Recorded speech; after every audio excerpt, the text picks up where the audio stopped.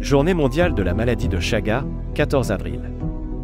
99e mission, biotechnologie, confiée à l'OIDE par l'ONU. L'OIDE considère la biotechnologie comme une des applications pouvant résoudre, de manière significative, le problème de la sous-alimentation dans le monde. Les décideurs doivent considérer, de manière pragmatique, les découvertes et les atouts biotechnologiques modernes comme un outil important pour résoudre le problème de la faim dans le monde. Cette maladie tropicale existerait depuis la nuit des temps dans le Nouveau Monde. Des momies précolombiennes de 9000 ans portent les marques de l'infection. En 1909, un médecin brésilien, Carlos Chagas, découvre ce mal et donne son nom à la maladie. Quelques années plus tôt, on avait découvert la cause et le vecteur de sa maladie cousine, la trypanosomiase africaine, plus connue sous le nom de maladie du sommeil. Carlos Chagas, lui, fait sa découverte presque par hasard. Alors qu'il est envoyé dans une région décimée par le paludisme, il remarque qu'une de ses patientes présente un œdème étrange.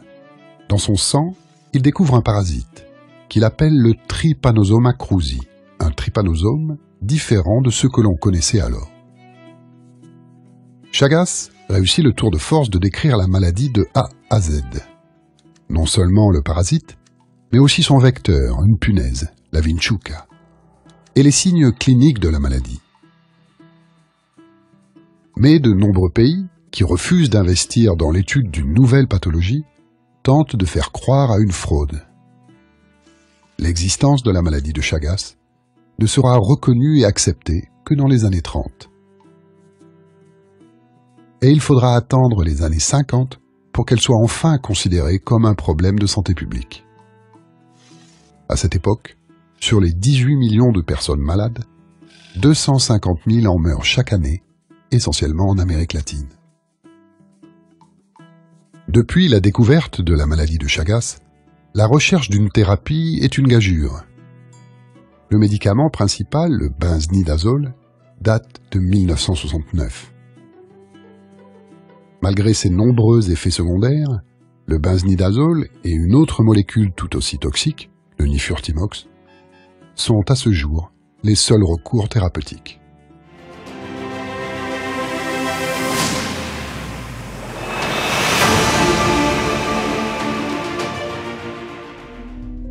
World Chagas Disease Day, the 14th of April.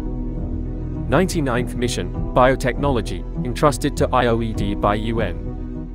IOED sees biotechnology as one of the applications that can significantly address the global problem of undernutrition. Policymakers need to consider, in a pragmatic manner, modern biotechnological discoveries and assets as an important tool for solving the problem of world hunger. Ese día primero estábamos durmiendo, me levanto cuando eran 3. Estaban así andando por la cama. Uno ni siente ya durmiendo. Solo se queda uno la rasquiña. La enfermedad de Chagas se transmite a través de los chinchorros. Estos insectos viven en casas de construcción paupérrima.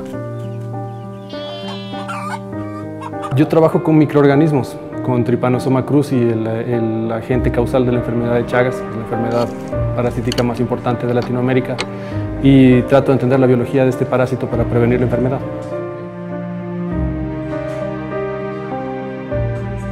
Puede tener síntomas o puede no tener síntomas, pero estos síntomas generalmente desaparecen aproximadamente un mes luego de la infección y la persona pasa de esta fase aguda a una fase que se llama la indeterminada, donde no hay ningún síntoma por años.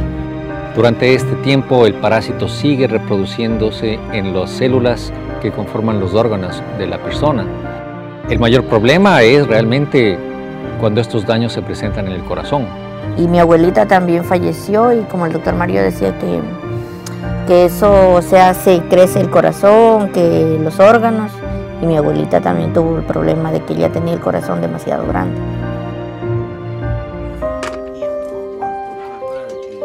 Los de la Universidad Católica de Quito, ellos vinieron y nos explicaron y de ahí tomamos conciencia de lo que podía sucedernos sobre ese animal.